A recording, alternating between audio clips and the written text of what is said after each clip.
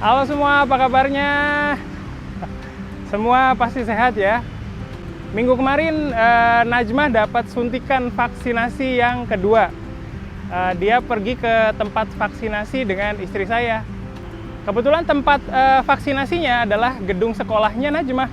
Jadi nggak begitu jauh dari rumah. Waktu sampai di sana, dia dapat nomor antrian sekitar 200. Tapi dia bisa didahulukan karena dia murid di sekolah itu. Kali ini tempat vaksinasinya luas, jadi nggak desak-desakan kayak yang pertama. Najmah sempat demam waktu dapat suntikan yang pertama, tapi kalau yang kedua kayaknya biasa aja. Oh ya, saya lagi suka banget dengan teh tarik.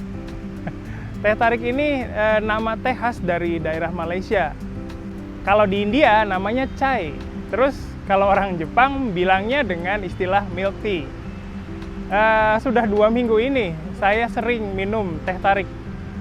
Saya selalu beli teh tarik saset di warung. Mereknya Max Tea. Apa ada yang pernah minum teh ini? Waktu saya sedang pusing di kantor karena banyak kerjaan, saya bisa rileks dengan minum teh ini. Waktu di India, saya juga sering minum teh ini di pinggir jalan. Terus, apa kalian masih ingat cerita saya waktu bongkar kaleng tabungan? Nah, kemarin saya coba tukar uang receh itu ke minimarket yang ada di dekat rumah. Saya pikir bisa, tapi ternyata saya ditolak. Kata pelayannya, sebelum saya udah ada orang lain yang tukar uang receh, jadi persediaan uang receh di minimarket itu masih banyak. Waktu saya pulang ke rumah, istri saya bilang, sebaiknya jangan bilang mau tukar, tapi lebih baik belanja saja di situ. Terus pakai uang receh itu waktu bayar. Mungkin lain kali saya mau coba belanja pakai uang receh ini ya. Oke, itu tadi catatan saya minggu kemarin. Tadi saya sempat ngomongin tentang chai ya. Iya, itu nama untuk milk tea di Jepang. Dulu waktu kerja di perusahaan travel di Jepang, saya pernah diajak direktur perusahaan itu ke India. Mungkin kalian yang langganan materi bahasa Indonesia di MIB-nya Japanesia pernah dengar atau baca cerita saya waktu di India. Pengalaman itu benar-benar berkesan banget buat saya. Saya ke sana kalau nggak salah sekitar bulan Februari di tahun 2017. Waktu itu udara di India nggak panas, suhunya sekitar 23 sampai 28 derajat Celcius.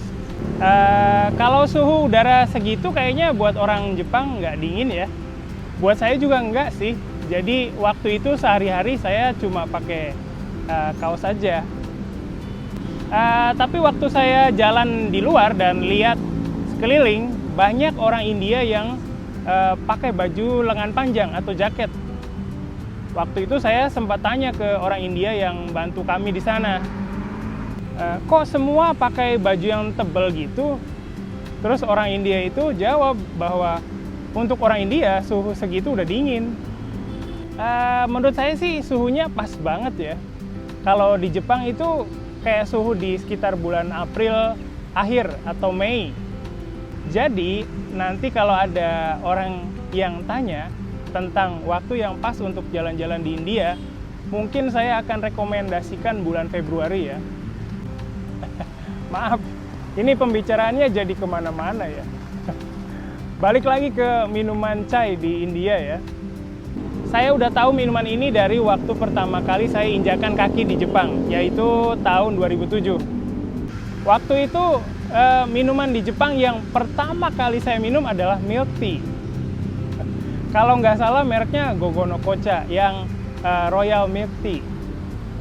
Itu juga jadi salah satu minuman yang paling berkesan dalam hidup saya. Tuh kan, pembicaraannya melenceng lagi. Balik lagi ke chai yang di India ya. Saya udah pernah minum milk tea sebelumnya, tapi yang berkesan waktu itu adalah cara minumnya. Dulu minumnya itu pakai gelas yang terbuat dari tanah liat. Mungkin itu yang buat rasanya jadi lebih spesial. Terus yang paling seru lagi adalah pas selesai minum, gelas tanah liat itu bisa kita pecahin. Kata orang India, mereka nggak mau minum dari gelas bekas orang lain, terutama gelas dari tanah liat ya. Saya pernah lihat di film dokumenter tentang India, tentang gelas tanah liat ini. Katanya memang dibuat sebagai gelas sekali pakai. Nah, kalau dipakainya cuma sekali, jadi ada kesempatan untuk pengrajin gelas ini untuk buat yang baru dan bisa dapat uang lagi dari situ. Oke, jadi mungkin kalian udah tahu saya mau ngomongin apa di video kali ini ya. Saya mau cerita pengalaman yang menarik dan lucu waktu saya ke India. Sudah biaya kelasnya mahal, harus beli buku pelajaran yang ditentukan sekolah, dan juga harus repot-repot pergi ke sekolahnya. Padahal sudah berusaha, tapi tetap tidak bisa berbicara bahasa Indonesia. Kalau les privat, kita harus cari guru yang cocok dengan kita. Tapi ada juga guru yang tidak bisa berbahasa Jepang. Dan terkadang kita harus membayar uang transportasinya juga. Lagi pula, bagi orang yang tinggal di desa akan lebih susah untuk pergi ke sekolah. Banyak yang berpikir, asalkan kita sekolah atau les privat, kita akan langsung jadi bisa berbicara. Tapi itu salah. Apa boleh buat ya? Karena memang masih sedikit sekolah yang mengajar dengan sungguh-sungguh, berkualitas, dan memenuhi harapan. Kadang-kadang, ada hal yang tidak dimengerti dan gurunya tidak bisa menjelaskan dengan baik. Dan terkadang, murid hanya mempelajari buku yang ditentukan oleh sekolah, padahal tanpa guru pun bisa dilakukan. Maka dari itu, kita buat tempat di mana orang Jepang bisa belajar bahasa Indonesia. Inilah Japanesia Live College. Guru-gurunya memiliki level JLPTN 2 ke atas. Kalian bisa belajar dengan laptop atau handphone di mana saja dan kapan saja. Bisa belajar tata bahasa, kepenulisan, lalu ada juga program free talk dan sebagainya. Pelajarannya diunggah ke website, jadi siapapun bisa menontonnya di waktu yang diinginkan. Dan tentu saja bisa diunduh agar bisa dilihat secara offline. Para murid bisa bertanya kepada guru kapanpun, agar bisa langsung memahami pelajaran yang masih sulit dimengerti.